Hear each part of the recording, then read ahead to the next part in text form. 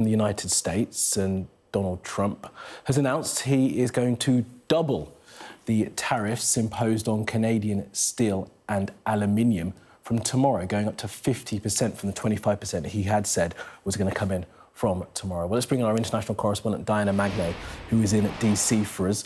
And Diana, this has come, as is the wont in this new world, from a post on his social media channel, Truth Social, saying he's going to bump up the tariffs to 50%.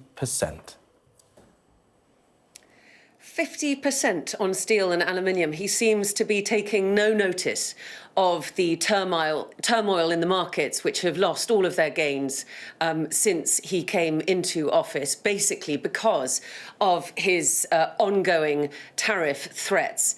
And this latest sally to Canada comes on the back of the Governor of Ontario on the weekend saying that he would impose tariffs on electricity coming into the United States. And so Donald Trump, in response, has issued this extremely lengthy tweet or social media post on his Truth Social, where he talks all about how he will double the tariffs on steel and aluminium. This in response, he says, also to the very unfair anti-American farmer tariffs, which are on various US dairy products of up to 250 to 390%. That is a bit of a red herring because actually those extremely high tariffs only go on once a certain amount of dairy has been imported, and it hasn't reached that level in years.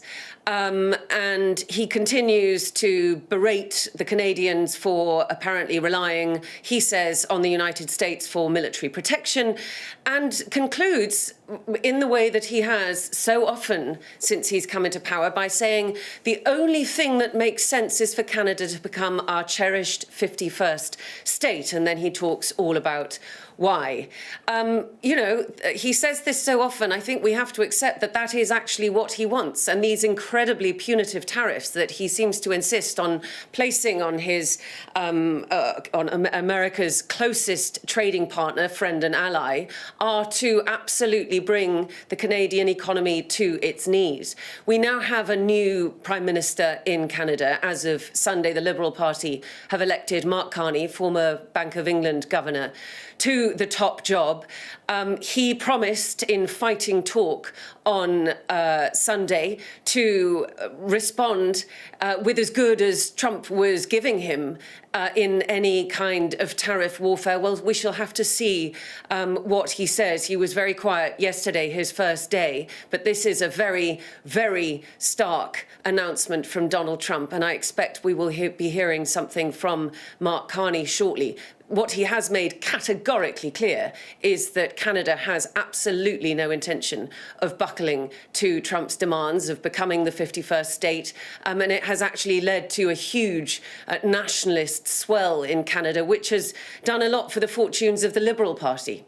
Yeah, and Diana, look, as we have to do with these things, it's worth passing some of this statement. And when we get to this end section where he talks about Canada becoming the 51st state again, as you read that, it's almost written as if it's a gag. But as you say, he said it so many times recently. He's clearly serious about that. And a reaction from the new Prime Minister, Mark Carney, will be interesting. The other point in here as well that I think is worth picking out is this talk of the tariffs on cars that are due to come in. Now, that was paused, wasn't it, for a while up until April. But Trump here suggesting he's going to shut down the automobile manufacturing business in Canada, claiming that those cars can easily be made in the United States. Now, the cost of the amount of money that goes sending cars to the US from Canada is worth $28 billion, and making up that shortfall in the United States is just an impossibility, I would suggest, in the coming weeks and months. But these threats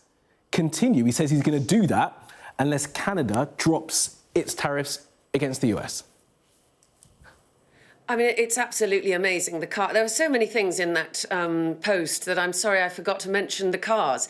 But yes, April the 2nd, he is threatening to crush the Canadian car industry. But the whole point of the automobile industry across Canada, Mexico and the United States is that they are incredibly interconnected, and one car part will cross the border between, say, Detroit and Windsor, Ontario, 6 times before it is assembled at a car plant in either Canada or the United States. So if you have a 25% tariff or a higher tariff even on that car part every time it crosses, it becomes completely financially unviable.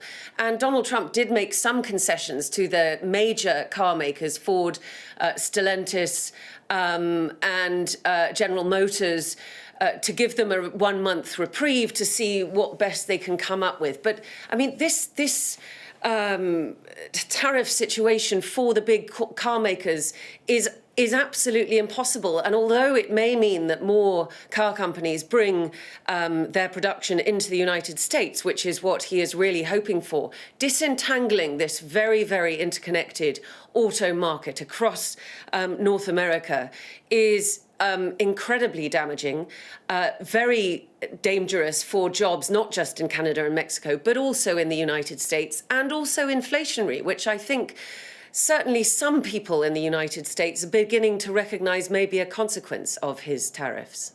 Yeah, and as you said at the beginning, your first answer, Diana, the stock market has plummeted. The markets are reacting to this because they, if anything, do not like this turmoil, and it's impossible to know exactly what he's going to do next on